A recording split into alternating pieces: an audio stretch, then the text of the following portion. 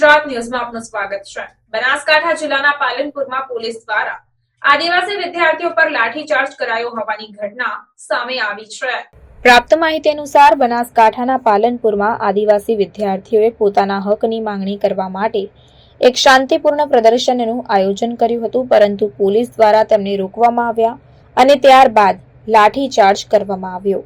ત્યારે આ ઘટનામાં વિદ્યાર્થીઓએ તેમના હક માટે અવાજ ઉઠાવવાનો પ્રયાસ કર્યો, પરંતુ પોલીસ દ્વારા તેમને અટકાવવામાં આવ્યા અને સાથે સાથે લાઠીચાર્જ પણ કરવામાં આવ્યો હતો। આપને જણાવી દઉં કે આ ઘટનામાં ઘણા વિદ્યાર્થીઓ ઘાયલ થયા છે અને તેમને તાત્કાલિક સારવાર માટે હોસ્પિટલમાં ખસેડવામાં આવ્યા।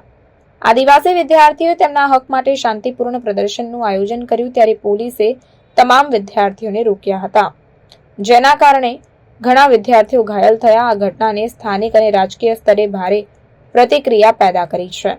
ઘણા લોકો આ ઘટનાને ગાંધીના ગુજરાતમાં શાંતિપૂર્ણ રજૂઆતના અધિકાર પર હુમલો ગણાવી રહ્યા છે। ત્યારે આ ઘટનાને લઈને લોકોમાં ભારે રોષ ફાટી નીકળ્યો છે અને તેઓએ આ ઘટનાની નિષ્પક્ષ તપાસની માંગ કરી છે। આદિવાસી વિદ્યાર્થીઓએ જણાવ્યું છે કે તેઓ તેમના હક માટે લડત ચાલુ રાખશે અને ન્યાય મેળવવા માટે તમામ કાનૂની માર્ગો અપનાવશે।